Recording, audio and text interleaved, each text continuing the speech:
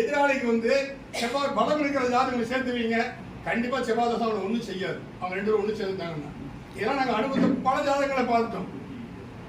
நாம விதியை மட்டும் பார்த்துட்டு போறோட விதி விளக்குகளையும் பார்த்துட்டு போகணும்.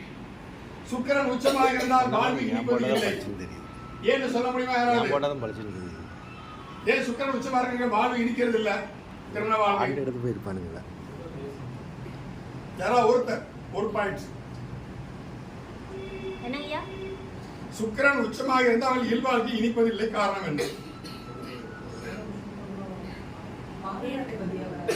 ஐயா? திருப்தி இருக்காதுங்க ஐயா.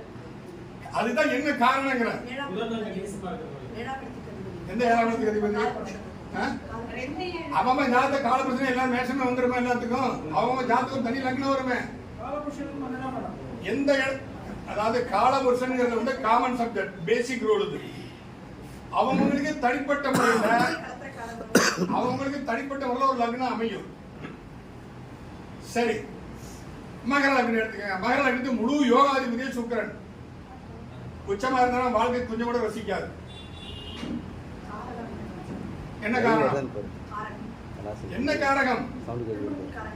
திருமண செவ்வாய் தான் காரகம் சொல்லிட்டு இருக்கோம். 7ஆம் அதிபதி பார்வா இல்லையா? இப்ப மிதுன லக்னம்னா திருமண காரகம் வந்து குரு வந்துடுறானே. என்னது அவன் இல்லைன்னா நம்ம இன்னைக்கு வந்து கொண்டாடவே மாட்டான். சுக்கிரன் இல்லைன்னா இவ்வளவு தூரம் நம்ம கொண்டாடுறது சுக்கிரன் தான் காரணம். அதுக்கு சிம்பிள் லாஜிக் ஒண்ணு கிடையாது. அவன் தன் நீச்சைகிட்டே பார்க்கிறான். அவனுடைய வீடு நீச்சமா தான் இருக்கு. சிம்பிள் விதி விளக்கு. எந்த ஒரு உச்ச கிரகமும் அதிக நாட்கள் தரவில்லைன்னா அவன் நீச்சை விட்டு பார்ப்பான். உண்மையா பொய்யா? அதே மாதிரி நீச்ச பார்க்கிற வீடு நல்லா இருக்கு குடும்பத்தை பார்த்துக்கீங்களா இல்லையா? ஏன்னா அவனுடைய பார்வை உச்ச பார்வையா 3 வாங்கிருங்க. புரியுதுங்களா? இதுதான் பிரதான. இங்க நம்ம வந்து விதி இருக்கு, விதி விதிக்கப்பட்டது, ஆண்டவன் சொல்லிட்டான்.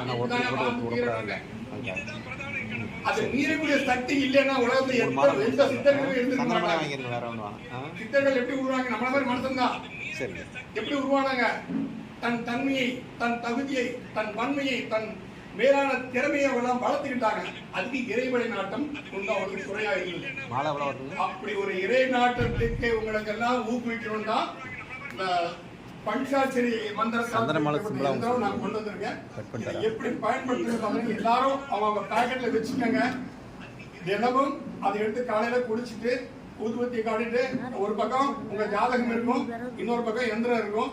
எந்திரம் இருக்கிறத ஊதுபத்தி காமிச்சிட்டு நேர்மையான, நியாயமான, தர்மமான, நேர்மறையான சிந்தனையான எண்ணங்களுக்கு நான் இந்த காரியத்திற்காக சொல்கிறேன். இந்த பிரபஞ்சமே எனக்கு வெற்றியை தந்துரும் சொல்லிட்டு